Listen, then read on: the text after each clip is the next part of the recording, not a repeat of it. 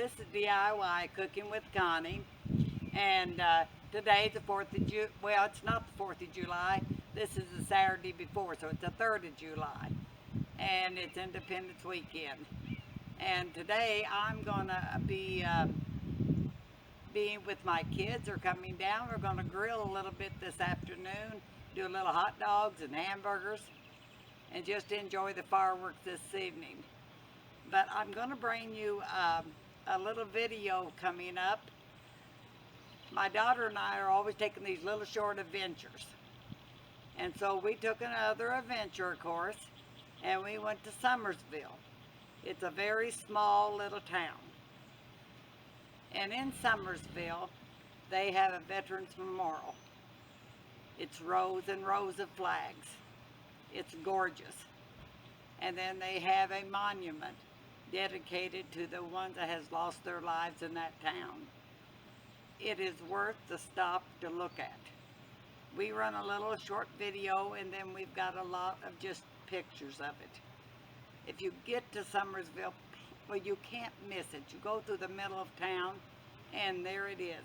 It's on a whole city block, and I just want you to enjoy it on Independence Day and give thanks to all of our veterans. And anytime you see a veteran, please thank him for his service. You know, when they sign that paper, they have a chance of not coming back. So please keep them in mind this weekend. Along with the videos today, I'm gonna fix a couple little short recipes. They're easy, and they're great for 4th of July weekend or any barbecue weekend. And the first one I'm going to fix is called Cheesy Cherry Pie. It's real easy. I'm going to show you here in a few minutes how to make that simple pie. And then we also are going to make an Independence drink. Your children can make this drink. It's this easy. It's delicious. It's great for 4th of July, even for the adults. If they want to spike it just a little bit, they could do that. But I suggest not for the children, not unless you don't want to hear from them the rest of the day. But I want you to come enjoy us, and do give us some comments, and give us a thumbs up. Always give us a thumbs up and a comment, because we appreciate you doing that. We try to get back to you as soon as possible. I liked hearing what you want to say about us, and maybe if you don't like us, let us know that too. But we're here on Independence Day. It's a gorgeous day. It's going to be a clear night. Fireworks are going to be great. So have a happy 4th of July. This DIY Cooking with Connie, and today I'm fixing a cheesy cherry pie. It's simple and easy. I'm starting off with 8 ounces of cream cheese, which I've already got into my bowl. And you beat it up first. And to that, I am adding I think it's 14 ounces of Gordon's sweet condensed milk. I'm adding that to my cream cheese. My mixer is kind of in my way here, but get that out of the thing here. This is going to be a very rich pie.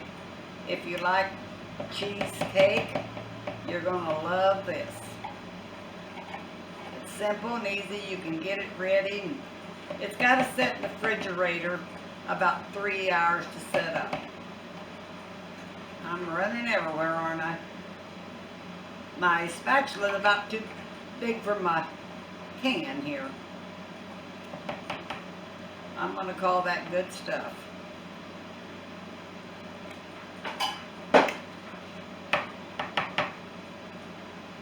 Rake that off, get it on my finger, of course.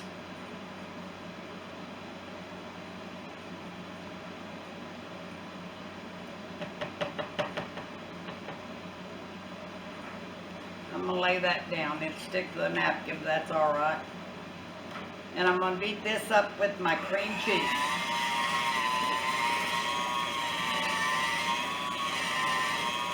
Makes a lot of noise, the mixer does. But it'd be well worth it once it's beat up.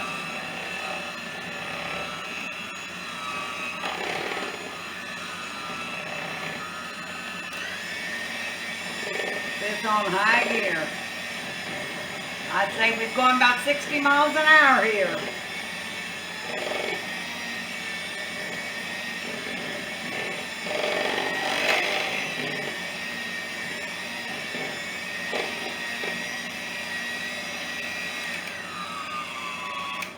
Now to that, I'm going to add 1/3 of lemon juice. If you got fresh lemon juice, great.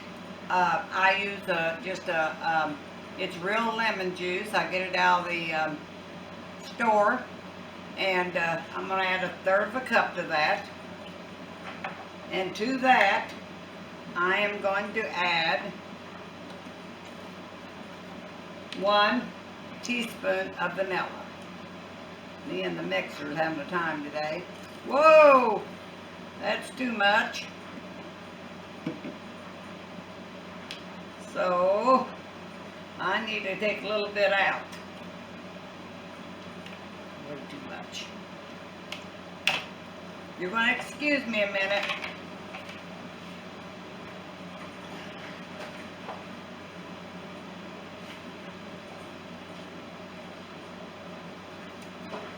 I hope I didn't screw it up. Let's just go ahead and beat it up and see what we get.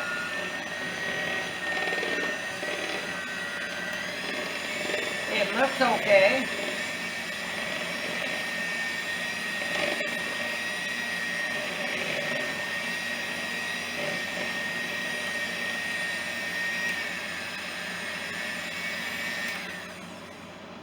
Get rid of this mixer.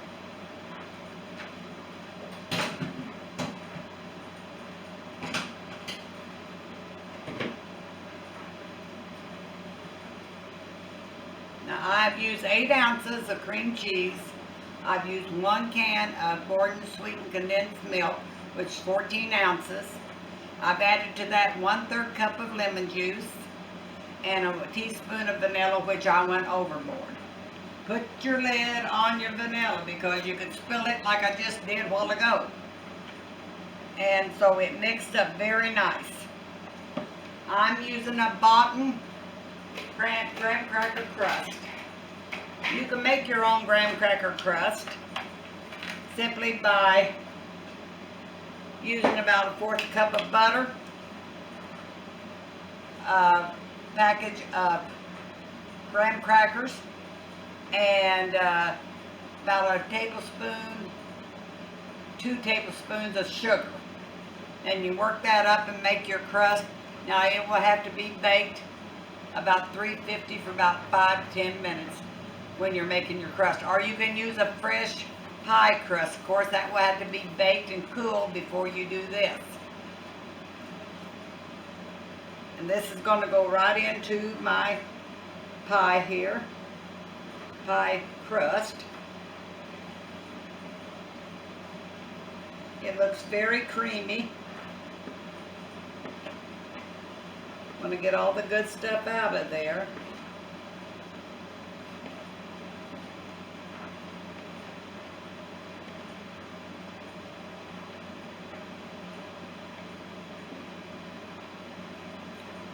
And it looks like cheesecake. Spread that out into your pie. Kind of even it out. Use my finger again. Get that off of there. Don't want none of that good stuff to get away.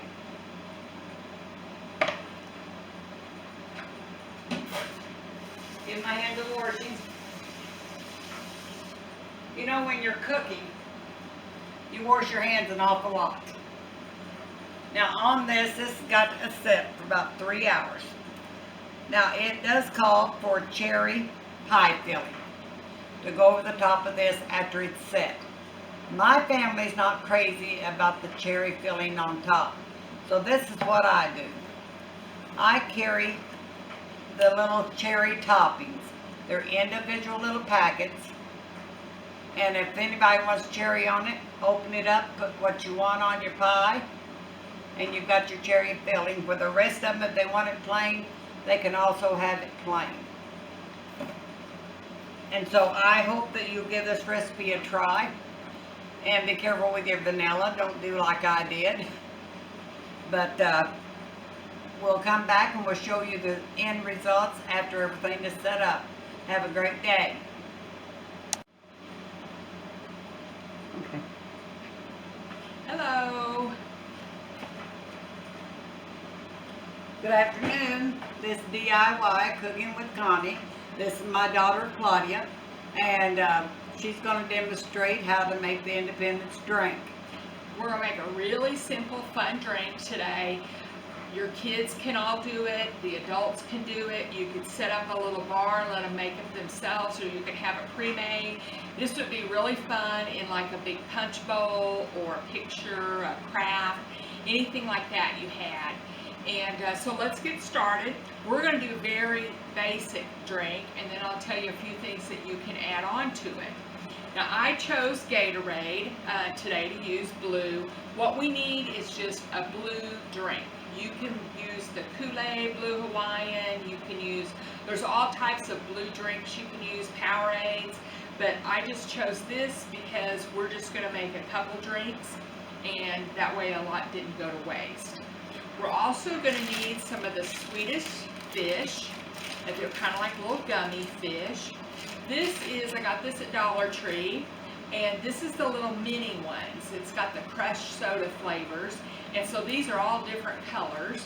And then I've got a pack of the larger Swedish fish, and they're of course all red.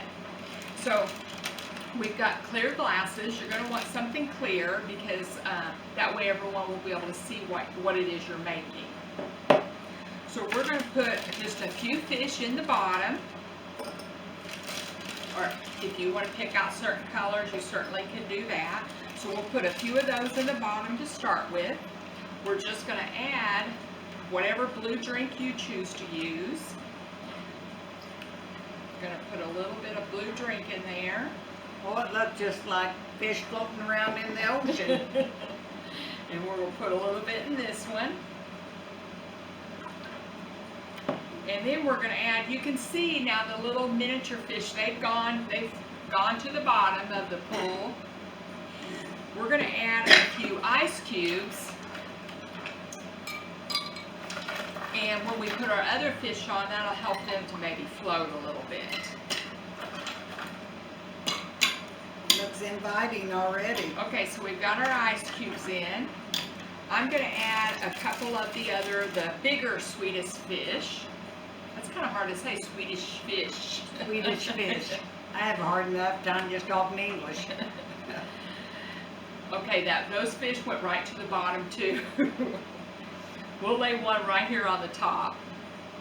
And he can float on the top here. We'll add a couple here. The kids are going to love this. Yeah, the kids will love it. And then we'll add a couple more of the little ones, see if they can stay on top of the ice cubes or not. Or you could use crushed ice in it. Yeah, you could use crushed ice. That would be probably really good. Yeah. So here's your drink. It's full of little fishies. Now, if you wanted to change this up a little bit, then all you could do, you could add pineapple juice to this, mango. You could put like a pina colada type of a milk, like cream of coconut type milk in with it. If you wanted to add an alcoholic beverage, you certainly could do that to change it up some. Yeah, those adults kind of like it spiced up a little. Yeah, so anyway, there's your very simple, inexpensive Independence Day drink that the kids are going to love, especially if you're trying to cool them down and you want to give them some Gatorade or Powerade, which something to put that energy back, yeah. and also that, you know, they sweat so much, so they need to have that nourishment put back in them. And this would give them, I don't like Gatorade of any kind or Powerade, but this would give them an incentive maybe to drink up the Gatorade so they could get down to the fish. So, well, let's cheers. Happy 4th of July. Happy 4th of July. Tastes good to me. You gotta turn the camera off. Oh, I do. She's gotta go turn I the gotta camera go turn off the camera now. Thanks, everybody. So, Just push the red button. oh. Okay, on my green beans, I have washed those. I broke them and I washed them, and then I put them in the pot along with my ham hock and my chopped onions. I'm adding to that some bacon grease. A good sized tablespoon of bacon grease. You want all the flavor that you can get. And there's nothing like bacon grease to give it an extra good flavor. I'm going to put in this just enough water to cover my beans. I'm going to cook them slow. Now you'll have to keep an eye on them unless you put them in a crock pot, but it takes a lot longer to cook. But water has a tendency to boil down, so you don't want your beans to go dry. So I'm going to add a little water. Just regular old tap water is all you need. And then I'll put them on to cook slow. I'm adding, to begin with, I'm adding 4 cups. Okay, a little bit more. I've got a pretty good pot of beans. So let's see how many more cups. Here's another 4 cups. That makes it just about right. But now you might need more or you might need less, depends on the size of pot you're using. I'm going to turn this over on a low heat. And we will have those this afternoon. Now I'm going to show you how to shuck corn. I don't know if anybody's ever shucked corn or know how, but I shuck corn. So I'm going to kind of demonstrate here to you. Let me get some stuff out of the way here.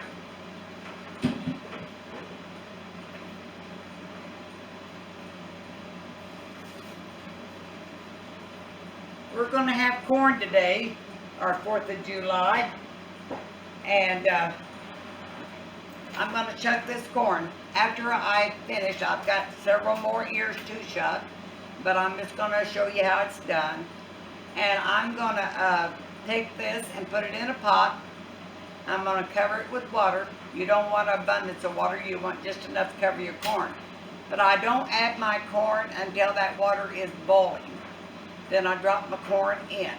Also, I put a cup of just regular whole milk in with that, or half and half, whatever you got. And I bring this back to a boil, and I boil these about 7 to 10 minutes.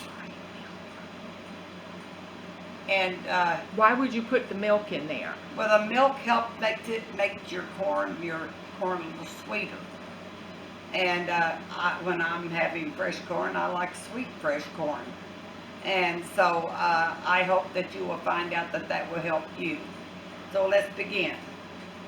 I'm going to take the top off of my waste can. And I'm going to start from my very top. And I'm going to pull down on the silk here. As you pull down the silk, you see the corn. Pull that all the way down and leave it. Grab you another piece. Don't try to do it all at once, because if you do, your silks are just going to go everywhere. And I'm going to pull down the other side. All the way down. And then my last side. You gather up those silks as much as you can. As I get down the end, I'm going to break it off. Now you're going to have maybe a few silks. I'll tell you a good way that I do cleaning that. If you've got a little brush or you got a paper towel, you just wipe down on it and it cools off the extra silks. So here's the next one we're going to do. I'll pull down that side and get my silks, because I don't want to leave all those silks on there if I can keep from it. And there's a lot of them.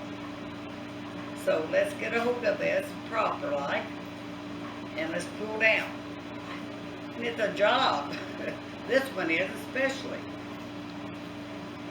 I'll try the other side. There we go.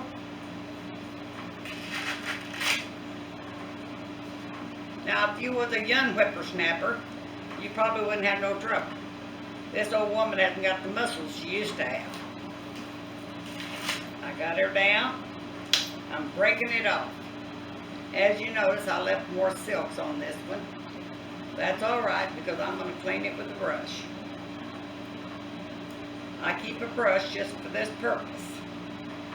So I will show you here in just a second. Let me get the silks off my hands.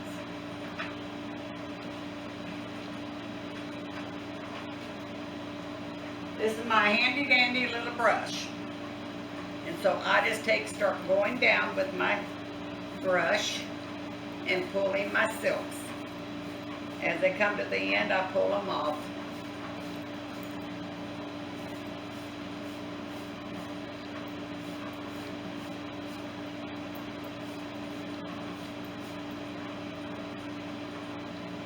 Okay, you got some here at the top that won't come down with them. But that's all right.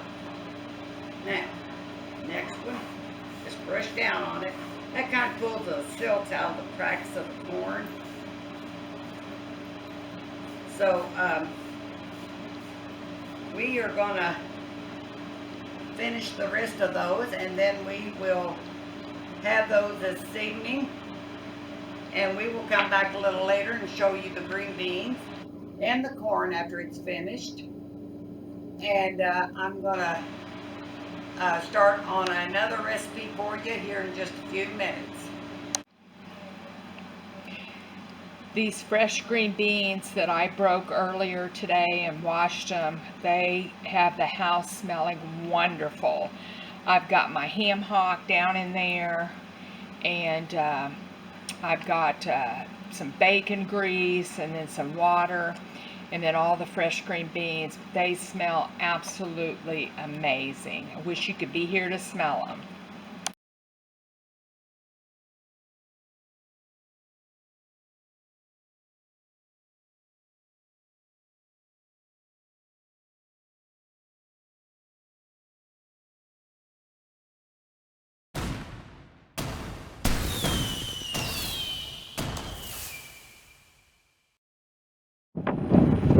We are in Summersville, Missouri, and we just saw this beautiful display of the flags and thought we would stop and get a picture of the wind. This is the day that the wind's like in the 40s, so it is most definitely windy today, but a really nice display. This town only has like 500 some people, but how nice that they would put this big sign up saying they remember the veterans and all of these flags in such a small town.